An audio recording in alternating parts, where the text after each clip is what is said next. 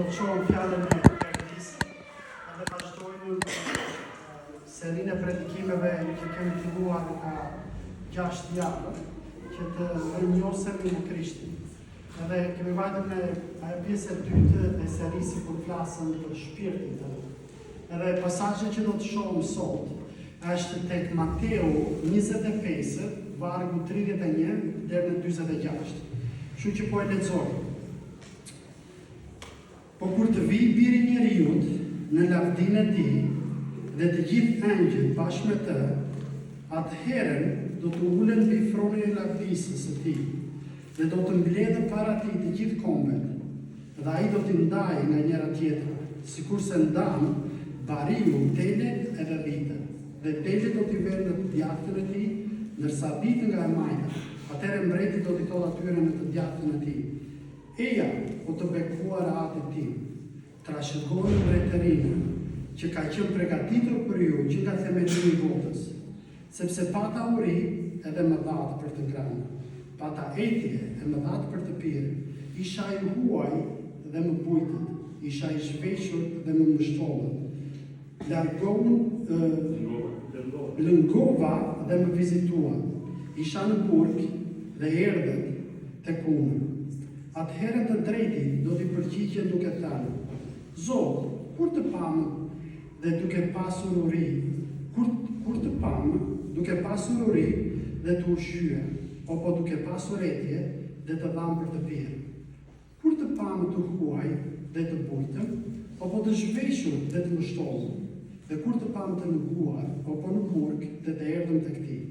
Dhe mbreti, duke ju përgjigjur, do të thotë: me të vërtetë po ju them, se për të gjitha ato herë që ai a bët njëri prej këtyre vëllezërve të mi më të vegjël, ma bët mua. Atëherën do të thotë edhe atyre nga e majtën: largoni nga unë, o të maftuar, në zjarrin e përjetshëm, që ka qenë përgatitur për djallin dhe angjëjt e tij, sepse pata uri edhe nuk më dhatë për të ngrënë, pata etje dhe nuk më dhatë për të pirë, isha i huaj dhe nuk më bujtët, isha i zhveshur dhe nuk më mështollët, i lënguar edhe në burg dhe nuk më vizituar. Atëherën edhe ata do të përgjigjen duke thënë: Zot, kur të pamë duke pasur uri, apo duke pasur etje, apo të huaj, apo të zhveshur, apo të lënguar, apo në burg e nuk të shërbyer? Atëherën do të përgjigjen duke thënë: me të vërtetë po ju them, se për të gjitha ato herë që nuk ja bët njëri prej këtyre më të vegjëve, nuk më bët as mua. Dhe këta do të shkojnë në ndëshkimin e përjetshëm, ndërsa të tretit në jetën e përjetshme. Amen. Tani, kur e shohim këtë pasazh, qëllimi parasor i pasazhit është ardhja e dytë e Jezusit, edhe gjykimi i kombëve. Tani në Bibël e mësojmë për ardhjen e parë, ku Jezusi erdhi për të na treguar dashurinë e Perëndisë, për të sakrifikuar edhe nëpërmjet besimit për të na dhënë mundësinë që të shkojmë atje ku ne njerëzit kemi krijuar, që të kemi marrëdhënie me Perëndimin. Tani ky pasazh flet për ardhjen e dytë. Edhe sot nuk do të flasim shumë për ardhjen e dytë të Jezusit. Edhe pse qëllimi parasor i këtij pasazhi është kjo, ardhja e dytë e Jezusit. Po do flasim se si të dallojmë, a jemi pjesë e mbretërisë të Perëndisë, apo nuk jemi pjesë e mbretërisë të Perëndisë. Edhe tani Jezusi, kur e shohim kapitullin e 25, ka filluar me disa ligjërata të tjera që vijnë këtu. Edhe në fillim të kapitullit 25 na flet për 10 virgjëresha. Po përgatit udhën Jezusi, na flet për 10 virgjëresha, edhe na flet edhe për talentet, edhe tani ky është pasazhi i fundit në kapitullin 25. Edhe kur flet për 10 virgjëresha, thirrja e Jezusit është kjo, për të qenë të vigjilent edhe të gatshëm. Pastaj kur flet për talentet, thirrja është kjo, për të qenë besnik edhe të përgjegjshëm për atë që Perëndia na ka dhënë. Tani ndërsa kur po lexoja këtë pasazh, edhe po mendoja që ky pasazh ka potencialin për të keq kuptuar. Po pastaj po mendoja, po kush pasazh nuk e ka potencialin për të keq kuptuar, edhe keq interpretuar. Të gjitha pasazhe në Bibël e kanë potencialin që ne di keq kuptojmë, edhe kur e keq kuptojmë, keq interpretojmë.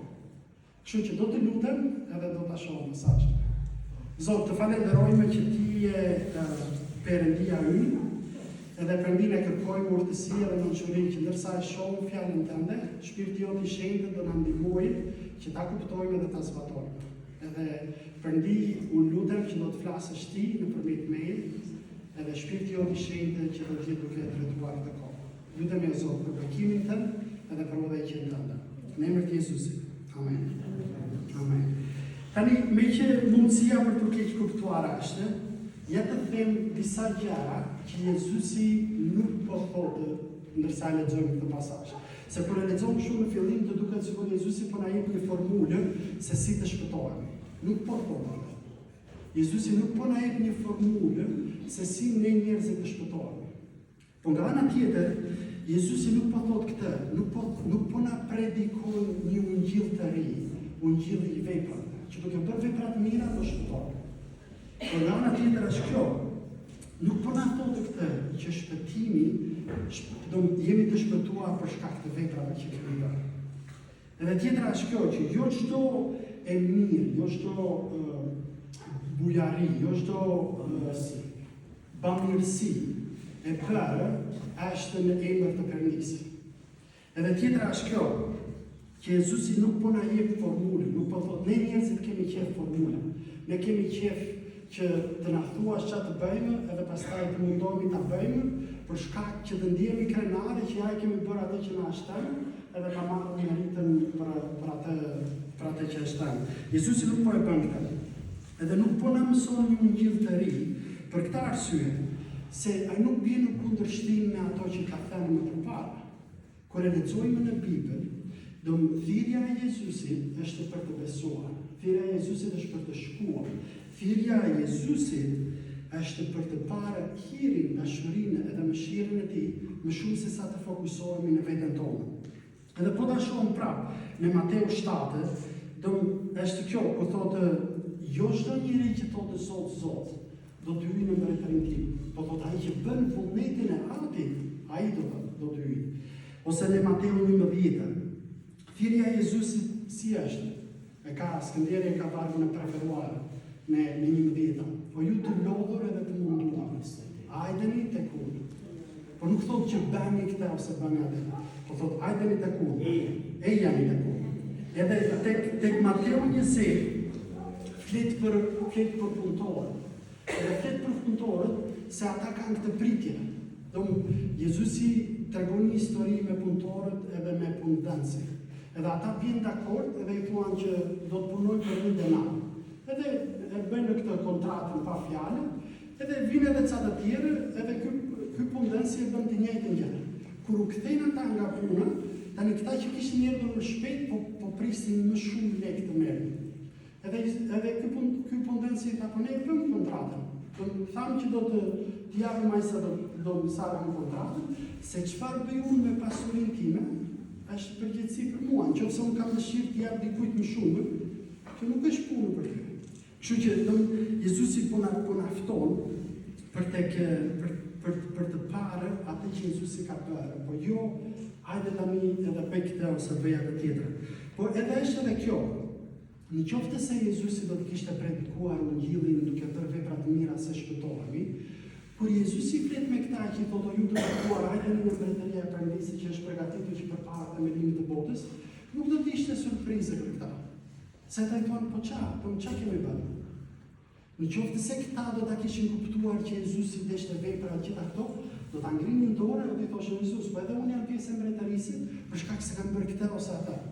Po nga ana tjetër ata habiten thotë, kur të kemi parë? Kur të kemi parë që ke qenë i uritur, kur të kemi parë që ke qenë i sëmurë, kur të kemi parë që do më ke dashur të pish ujë, edhe pastaj Jezusi thotë kur ja kemi bërë këtë, të vegjëve, ma kemi bërë mua. Jezusi po shikon këtë. Kur jemi besimtarë, të jetuarit për lavdi të mbretit, është diçka që buron nga së brendshme. Ti nuk mban shënim. Çfarë sot bëra këtë? Për shkak se Perëndia na fton që të kemi marrëdhënie me të përditshme.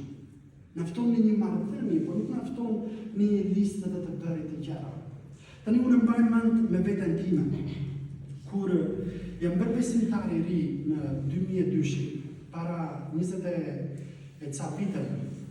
Edhe një gjë që unë vetë nuk e kuptova, po kuptova që Perëndia po punonte në mua ishte kjo, që unë bëra besimtar kur isha në vit të dytë, edhe në vit të katërt, disa nga shokët e mi filluan të më vënë në pa këtë jetën me Perëndinë që po bëja. Edhe tani unë nuk po mbajnë një listë edhe po thosha, okay, do ta bëj këtë, nuk do ta bëj këtë. Do sillem kështu, nuk do sillem kështu. Unë po lexoja Biblën, tani në atë kohë, e besoni apo jo, unë nuk e dija që ka kishë në Biblisht. Dhe nuk e dija që ka besimtar të tjerë. Edhe pse jam vetëm 20 ca vite, nuk e dija. Po nga ana tjetër fillova ta lexoj Biblën, edhe fillova të bindem Biblës. Edhe kur këta shokët e mi filluan të ma vënë në pa, qofsim, pse nuk e bën këtë, pse nuk sillesh kështu, pse se bën atë. Tani edhe unë nga që nuk isha mbajtur një listë tash, nuk e di pse nuk I bëj. Po di këtë që para disa viteve ja dorëzova jetën time Jezusit. Edhe e di që po t'i lutem Perëndia në një mënyrë ose në një tjetër të më tregojë se çfarë po ndodh me jetën time.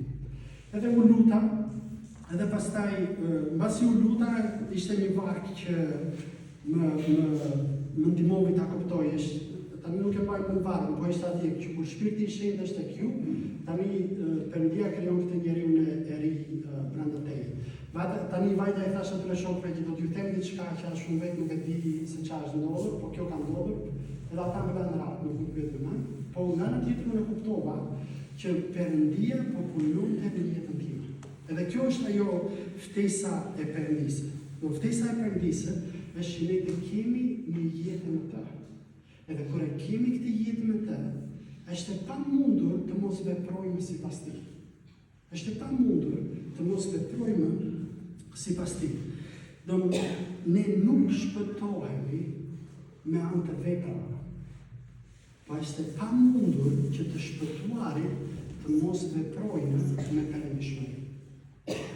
Ne nuk shpëtohemi duke bërë vepra të mira, po është e pamundur për dikë që ka dhënë zemrën Perëndisë të mos jetojë, të mos bëjë vepra të mira. Është e pamundur. Tani në qoftë se do ta lidhim këtë me temën e madhe që kemi, rrënjosu. Do të ishte kështu që veprat e shpëtimit nuk janë rrënja, po veprat e shpëtimit janë frytet në një pemë. Do fakti që një pemë ka shumë fryte, kjo nuk e tregon që fruti sa I mirë qenë ka, po tregon se sa mirë rrënja po ushqet edhe se sa e fortë është. Kështu që sot do mos mendo për këtë, ora tani çfarë të bëj unë. Në qoftë se do të ishte një gjë për të bërë, bëj këtë. Dorëzoja veten tënde Perëndisë. Hapja zemrën tënde Perëndisë. Pranoj Perëndinë si Zotin dhe Shpëtimtar tënd, përpara se të mundohesh të jetosh një jetë me Perëndinë. Do nuk mund të jetojmë një jetë me Perëndinë pa Perëndinë. Nëse do të bësh vepra të mira, vepra më e mirë që mund të bësh për veten tënde është të dorëzosh jetën e Jezusit. Ta hapësh zemrën, të lutesh, ta pranosh edhe të thua Zot, ja ku jam, punon në mua. Më ndihmo që të bëj vullnetin tënd. Kështu që kjo është ajo vepra më e mirë. Vazhdojmë. Kur të tani Jezusi po flet për të paktën 4 gjëra se si duket besimi jonë. Edhe është e mundur që kur e lexon këtë pasazh të mendosh, po që nga këto ta bëj, çfarë të bëj, çfarë të mos bëj. Në fakt kjo është mënyra se si jeta e krishtere duhet të shfaqet. Do në qoftë se në jetën tënde nuk po sheh frytet e Perëndisë, mos bëj pyetje më çfarë duhet të bëj. Po bëj pyetjen, apo I besoj për te Perëndisë. Do mos kërko, po ndoshta të bëhem më I dashur, po ndoshta të fal më shumë, po ndoshta të bëhem më shumë aktiv. Arsyeja që si je, në qoftë se nuk je, është për shkak se Perëndia akoma akoma nuk është bërë Zoti jot personal. Në qoftë se Perëndia është Zoti jot personal, në qoftë se ja ke hapur zemrën, në qoftë se Perëndia është brenda teje, është pamundur të mos veprosh me perëndishmëri.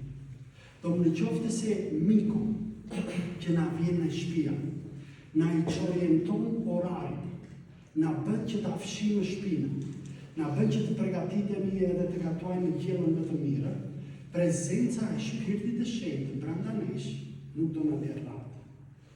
Kështu që në qoftë se ja hapëm zemrën Perëndisë, Shpirti i Shenjtë do ta fshijë këto pëllurat e zemrës edhe të mendjes, edhe do të rifreskojë që të bësh vullnetin e tij. Kështu që kjo ishte një nga gjërat. Një tjetër është kjo. Kur shohim listën e Jezusit, në qoftë se do ta konsiderojmë në këtë mënyrë, shohim që Jezusi jep gjëra të përditshme. Do të thotë kisha uri, më dhatë për të granë, kisha etje, më dhatë për të pire, më mirë pritët, pastaj është në veshët, në vizituat edhe në kujdesit. Tani, që të regon këta, që besimi tek Perëndia është një besim jetë ndryshues në përditshmëri. Nuk është kështu abstrakt, që do më kura dion, që vete njerë diku, bën njerë diçka. Nuk është një besim që ne njerëzit përkushtohemi për një stinë, për një javë, për një ditë, po është kur e kemi Jezusin në zemër, është jeta e përditshme. Do më ne kështu veprojmë çdo ditë. Nuk është diçka që ne bëjmë sikur shkojmë në pushime, një herë në vit ose gjëra nga më të ndryshme. Kështu që, ndërsa do të shohim këtë, do të fokusohemi në kur Jezusi flet për këtë, flet për kështu, për nevojat bazike. Nevojat bazike tona është kjo të ushqim. Po pastaj na flet për këtë, nevojat që janë të menjëhershme. Kur për shkak të një aksidenti, ose kur jeta jonë është në rrezik, se do të thotë isha i jetur edhe më thatë për të pirë. Kur je i jetur, do të tregon këtë, që është një nevojë e tanishme që duhet të veprosh, për shkak se s'mund të jetosh shumë pa ujë. Po pastaj flet edhe për këtë, për kujdesin e ngahershëm. Se thotë që isha i sëmurë, edhe erdhët më vizituat, isha në burg, edhe erdhët për vizitë, do flet për këto 3 lloj kategoritë, se si ne njerëzit duhet të përfshihemi. Edhe e para është kjo. Si do duket jeta jonë e përkushtuar tek mbreti, ose të qeni në mbretëria e Perëndisë. Si do të shfaqet, ose si do të jetë jeta jonë ndryshe.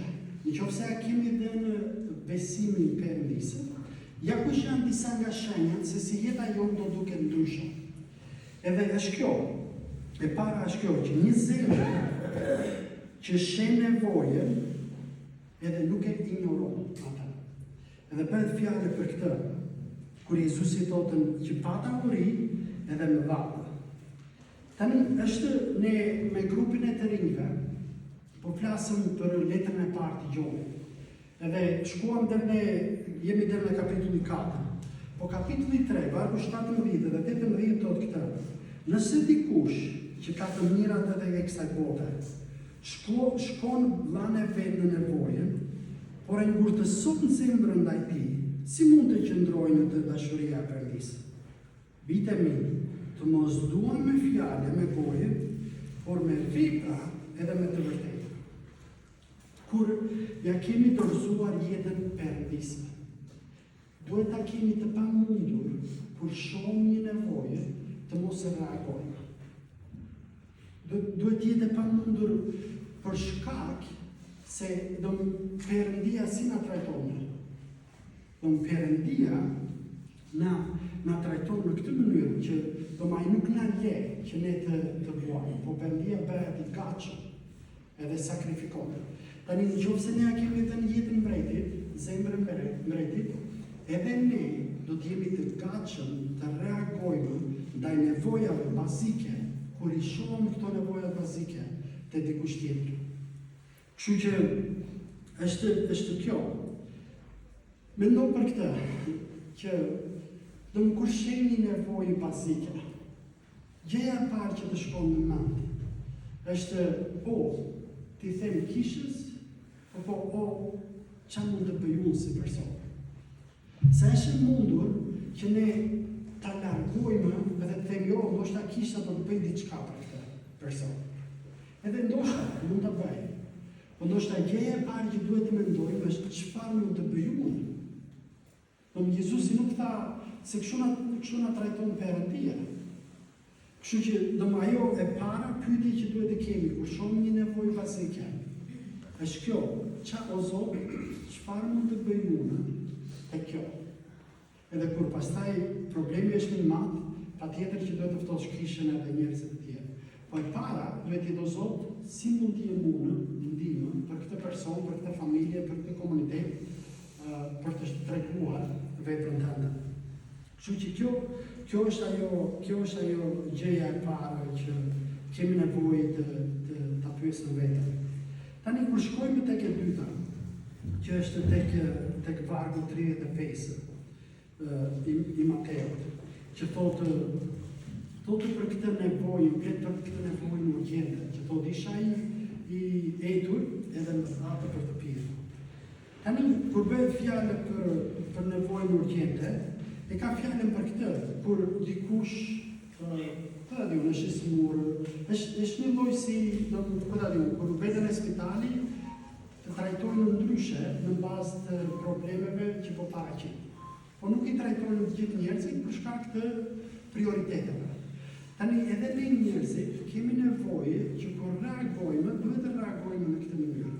Nëse një person ka probleme të menjëhershme, nuk kemi ndoshta nevojë të mendojmë, ta pleqërojmë edhe gjitha këto tjera. Ndoshta kemi nevojë, po e para që do ta heqim nga rreziku, edhe pastaj ne të merremi si ta stabilizojmë në jetën e këtij personi. Kështu që edhe na inkurajon ky vargu që lexova në 1 Gjonit 3:18, ku thotë bitë mi, mos duani me fjalë edhe me gojë, por me vepra edhe me të vërtetë. Kemi nevojë që kur shohim një nevojë urgjente, të reagojmë.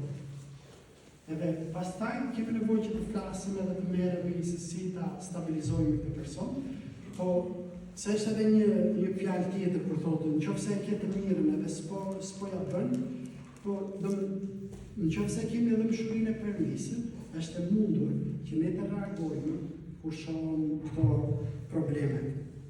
Kështu që një gjë tjetër që na kërkon është kjo që do ma jemi ne të gatshëm të vuajmë me ata që po vuajnë. Se është e mundur që ne kur shohim vuajtje, vështirësitë, ta largojmë veten tonë. Tani Perëndia e bëri veten e tij si ne, për shkak që të vuante bashkë me ne, që në fund fare të mos na lindte ne të vuamin, po që nëpërmjet besimit ne të shpëtoshim. Kështu që Perëndia e ngjasoi veten tonë, vuajti, u fut në këpucët tona me fjalë tjetër, që ne nëpërmjet besimit të mos vuajmë. Kështu që na kërkohet që ndonjëherë duhet të vuajmë me ata që vuajnë për shkak, jo që për të përfituar diçka, por për shkak se Perëndi si I besojmë, ka vuajtur për ne. Tjetra është kjo, flet për këtë mirëpritje. Edhe është mirëpritja. Kjo është një gjë kombëtare për ne. Edhe në fakt duhet ta shfrytëzojmë. Duhet ta shfrytëzojmë si diçka të mirë që jo të gjitha kombet kanë mirëpritje. Po nga ana tjetër mendoj që edhe ne jemi larguar për ta. Jemi larguar nga të priturit të njerëzve. Jemi bërë më të ftohtë. Tani duam ca kushte më shumë edhe nuk duam të mërzitemi. Edhe jemi larguar nga ky identiteti që ne si kombe kishim. Tani nga ana tjetër na thuhet që si të krishterë duhet të mirëpresim. Edhe Është e rëndësishme kur kemi mundësi të japim mundësi, kur e kemi të mundur të japim mundësi dikujt tjetër për të na parë se si po jetojmë, si sillemi në familje, është e mundur të ndihmojmë ata personat në mënyrën që si ndihmojmë dot. Unë vetë mund të shkruaj këtë, që kur vajta për herë të parë në Amerikë, edhe ata që na futën në shtëpia, na kishin takuar vetëm një herë. Nuk e dinin kush vizimi jashtë, nuk e dinin se ishin dy familje, isha unë dhe një çift tjetër. Nuk e kishin idenë. Po nga ana tjetër hapën shtëpinë, edhe jo vetëm hapën shtëpinë, po është nuk e dija kjo vendreko vetë tek njerëzit e tjerë, dhe kur ke mundësi të hapësh atë frigorifer për ta parë çka ka atje brenda, po kur ke mundësi të shikosh ata njerëzit se si sillen, sa kështu rahat ndihen, do me kemi të mundur se do njerë ne njerëzve të besimtarë, është e mundur që njerëzit të krijojnë këtë koncept që këta janë të shenjtë, këta kush e di si jetojnë në shtëpia. E vërteta është ne jemi njerëz si gjithë njerëzit e tjerë, edhe ne bëjmë gabime. Tani Liani mund t'ju tregoj, po ishim mirë në një çift. Edhe ne nga që i kishim takuar në vende të ndryshme, mendonin që këta smakatojnë, se si që shumë mirë. Edhe vërtet janë është çift i mirë. Po kur vajtëm në shtëpia, edhe patëm mundësi të shohim që vërtetitja e burin. Edhe ishte kështu e çfarë. Ndoshta ja japim mundësi njerëzve të shohin që edhe ne jemi mëkatarë. Edhe do njerë ngremësari, edhe nuk sillen në mirë. Se do njerëzit e kanë këtë konceptin që ne bëjmë mëkate, ne bëjmë mëkate. Ne nuk sillemi mirë, edhe kemi nevojë të pendohemi, edhe kemi nevojë të kërkojmë falje. Kështu që një gjë që është shumë e rëndësishme është që duhet ta hapim, nëse jemi të gatshëm, ndoshta mendoj për këtë, nëse je i gatshëm të ftosh dikë në kishë, pa je i gatshëm ta ftosh në shtëpi. Nëse e fton dikë pa të në kishë, edhe mirë për që e fton, edhe duhet të ftojmë. Po në shtëpia. A jemi të gatshëm që këtë që e ftojmë në kisha të ftojmë edhe tek shtëpia? Ha? Të bërë. Tani fjala na thotë kështu.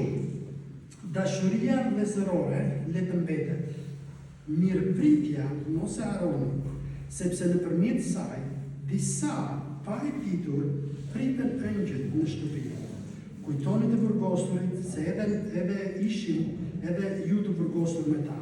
Kujtoni edhe ata që kishë tregtohen, sepse edhe ju jeni njerëz me trup si ata. Ftesa e Perëndisë është kjo, që edhe këtu në letra e Hebrejve flet kur Abrahami i priti ata, Loti i priti ata tre, edhe ishin engjëjt e Perëndisë, që pastaj mbrojtën edhe historia vazhdon. Kështu që mirëpritja është diçka që ne si kom e kemi në gjak, po kemi nevojë që ta praktikojmë. Edhe mirëpritja në fakt është diçka që edhe Perëndia ka bërë. Perëndia nuk na ka lënë të huaj në atë. Po Perëndia na mirëpret ne kur ne japim zemrën edhe ftojmë Perëndinë të bëhet Zoti edhe shpëtimtari. Ndërsa shkojmë në pika e fundit, është kjo, që e katra është vizita, edhe bëhet fjalë për kujdesin ndaj njerëzve në mënyrë të vazhdueshme. Nëse ishte nevoja bazike, nëse ishte urgjenca, tani ne si besimtarë kemi për detyrë që t'i qëndrojmë njerëzve afër, jo vetëm kur ka nevoja bazike ose të menjëhershme. Kemi nevojë që të jemi në kontakt.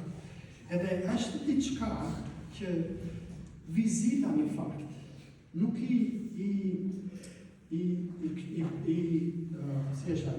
nuk i bën problemet të zgjidhura. Kur vete e viziton dikë edhe flet për hallet edhe problemet, vizita nuk ka raste që ndoshta s'ke mundësi të bësh asgjë. Por prezenca jote tek ai personi flet shumë. Kështu që edhe kjo është edhe fjala e Perëndis që na thotë tek Romakët 12:15, gëzohuni me ata që gëzojnë, vajtoni me ata që vajtojnë. Kështu që mbretëria e Perëndis nuk është spektatore ndaj halleve, problemeve të njerëzve. Ne nuk jemi spektatorë, po ne duhet të shkojmë edhe të bashkohemi edhe të jetojmë me njerëzit e tjerë. Ne nuk shohim situatën, kjo është e vështirë, kjo s'më pëlqen, këtë se bëj. Do mbretëria e Perëndis nuk është spektatore. Tani nuk jemi spektatorë për këtë arsye. Kush ishte premtimi i Jezusit në Mateo 28? Se ta shkoni edhe bëni një dishekuj, edhe unë do jem me ju. Do Perëndia nuk e bën veten spektator ndaj nesh, por premtimi është që unë do të jem me ju në çdo lloj situate. Edhe është një premtim që burrat edhe gratë kur bashkohen, që unë do të jem me ju, me ty. Unë do të jem me ty pavarësisht situatës ku mund të ndodhemi. Kështu që kjo është ajo që duhet të bëjmë. Tani kur bëhet fjalë për këtë, është e mundur që ndoshta të ngarkohemi shumë edhe të mos e kemi të mundur të bëjmë këto gjëra. Por kur e kemi ungjillin në qendër, kur mbreti Jezusi është në zemrën edhe në mendjen tonë, premtimi është kjo, që dashuria e Krishtit na shtrëngon. Ose një premtim tjetër është që dashuria e Krishtit na jep zemër. Ne nuk po pretendojmë që gjitha këto ne e kemi të mundur të bëjmë, se nuk e kemi të mundur. Po e kemi të mundur për shkak se Perëndia është me ne. Po ne i besojmë, e pranojmë. Edhe Perëndia do që ne t'i bëjmë këto, se këtu po punon Perëndia. Kështu që si i tha Jezusi nëse mbani mend, që unë po bëj atje ku po shoh atën e punoj. Unë po punoj atje ku ati po punoj. Tani kjo është edhe ftesa jonë, që ne të bëjmë, ne të punojmë atje ku ati tashmë po punoj. Edhe për të vajtur, për ta mbyllur kohën tonë, duhet të them këtë, që Mateo 25 na kujton këtë, që ne nuk jemi të shpëtuar për shkak të veprave që mund të bëjmë. Ne jemi të shpëtuar për shkak të hirit, të dashurisë që Perëndia ka bërë për ne. Por, ndërsa jemi të shpëtuar për shkak të hirit, e kemi të pamundur të mos veprojmë me perëndishmëri. Vepra është fryti i besimit, por nuk janë rrënjët në të cilët ne duhet të fokusohemi. Kështu që ajo thirrja e Mateut është kjo, që mënyra se si po jeton, mënyra se çfarë po bën me kohën tënde, me paratë, me të menduarit, me të vepruarit, është mënyra se kujt i ke besuar. Kujt mbretërie po i përket. Veprat e tua po tregojnë ku është zemra jote. Jezusi e thotë që atje ku është thesari juaj është zemra juaj. Kështu që në qoftë se nuk po sheh frytet e Perëndisë tek ty, mos u mundo të bësh frytet, po mundo të veç tek mbreti. Edhe po ke vajtur në mbreti, kur vemi tek mbreti, e kemi të pamundur të mos kërkojmë, të mos bëjmë gjërat e mbretërisë të Perëndisë. Le të lutemi. Zotë, të falenderojmë që ti je mbret mbi mbretër. Edhe Zotë, ne duam të besojmë, të dorëzojmë jetën tonë tek ty, sepse e dimë që ti je i mirë edhe besnik. Edhe të falenderojmë për ne që ti na do, ti kujdesesh, por gjithashtu premtimi jot është që ti je me ne. Edhe kjo është dëshira jote, që ne të jetojmë jetën tonë me ty, për të bërë vullnetin tënd. Edhe na ndihmo Perëndinë për ditëshmërinë tonë, që të lexojmë fjalën tënde, të lutemi, të kërkojmë vullnetin tënd, që edhe kur situata personale ose jeta në familje bëhet e vështirë, lutem o Zot që do të gjejmë forca për të bërë vullnetin tënd. Edhe siç na ke bërë një familje, lutem o Zot që ne do të kujdesemi për njëri tjetrin me fuqinë e Shpirtit tënd të Shenjtë. Në emër të Krishtit.